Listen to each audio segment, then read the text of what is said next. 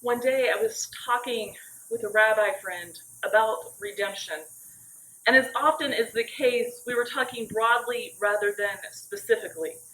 What does Christianity think about this? What does Judaism think about this?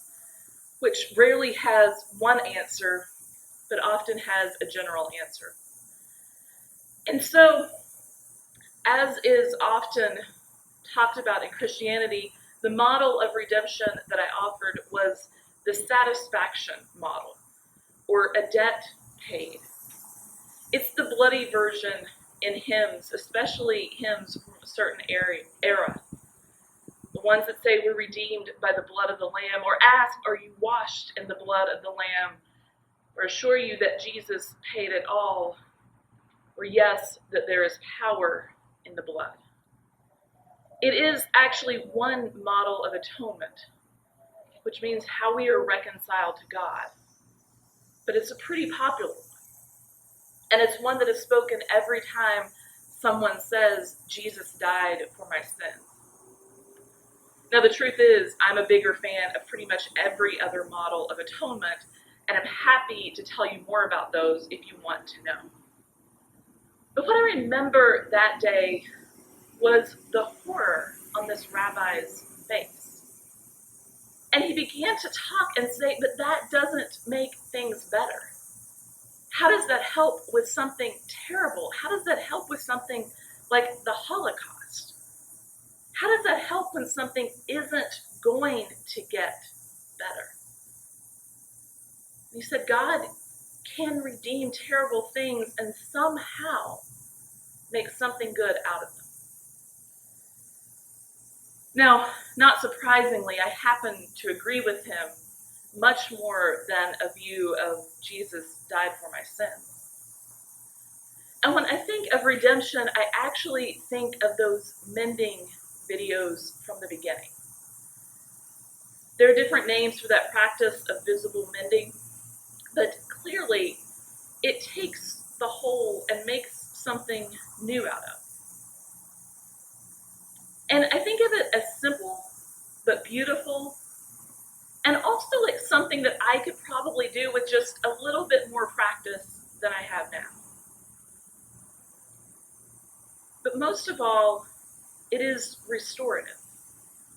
It is a way of mending that honors the damage done. It doesn't seek just to hide it, but a continuation and something new rather than destruction. It seems much more about a way forward for something as simple as a pair of jeans, rather than destruction, rather than pretending they were never ripped at all. And while that seems so simple and maybe a little too simple, it's also the story of Ezekiel's scroll. A scroll that was filled with lamentations and woes that were real and profound and difficult and weren't just going to go away. And so, of course, a scroll filled with lamentations and woes would be expected to be bitter. Except that in the presence of God, it is somehow sweet. The lamentations and woes were not just taken away, they weren't erased, they didn't disappear. But they were transformed. They were made into something that offered a way forward rather than just sitting in the terror.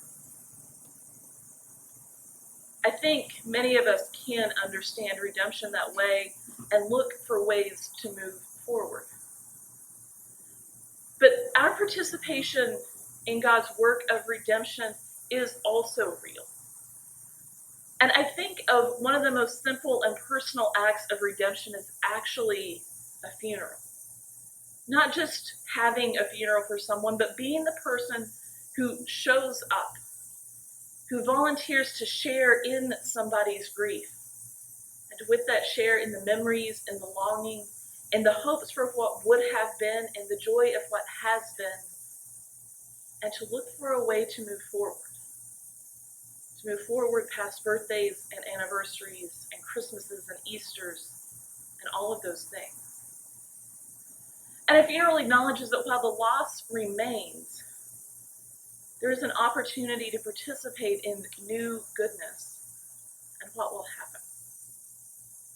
What will happen next? The book that some of us just finished reading together on Sunday morning, Men We Read, tells the story of a funeral practice in which they have t-shirts made. They wear to the funeral, they wear after, that has pictures of the person on it. And so that t-shirt becomes this living memory, this thing that they want to remember about the person. And I imagine it is a profound act of redemption in a community that has lost far too many of its young men, to know that someone else is wearing the shirt, that someone else is grieving along with you. It is a small bit of participating in God's redemption. And as I consider how as a society we make redemption, it gets really hard to see how we do that on a big level. But we're beginning to see moments of that. How do institutions, organizations, larger, nebulous things make some amends for things they know have gone wrong? One of the realities is that churches of all sorts are wrestling with slavery, with racism in a different way.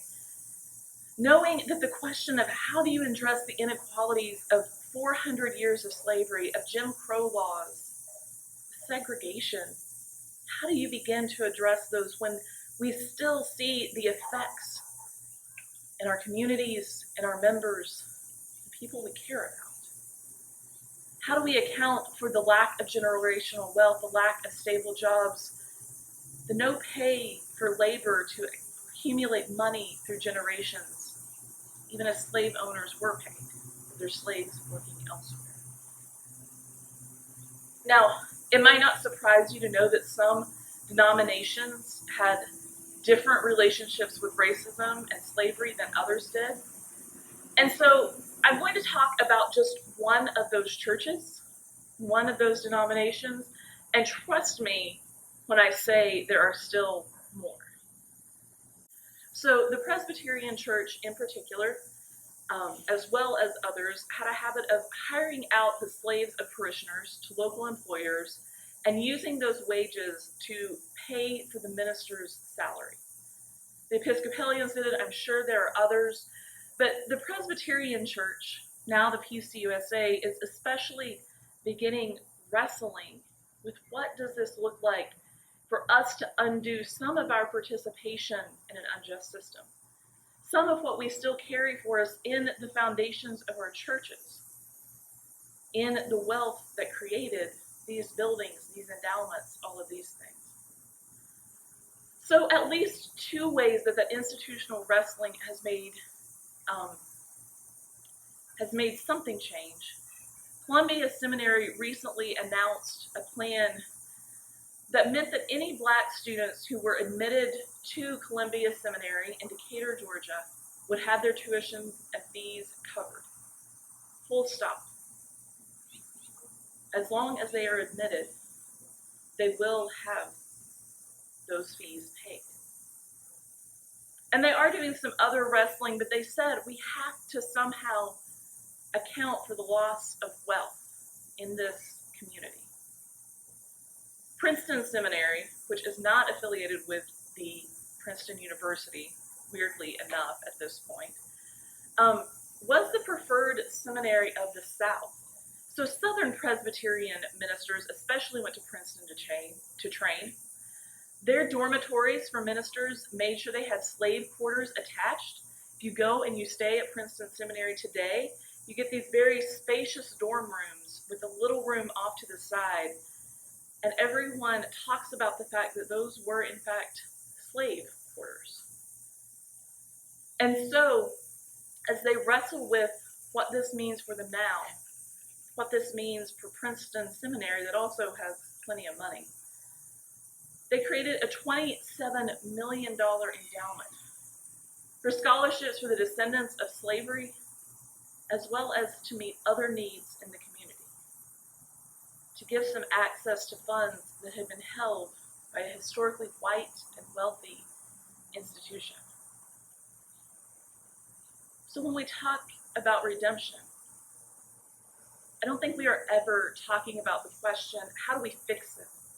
How do we undo it? Instead, we are answering the question, how do we move forward?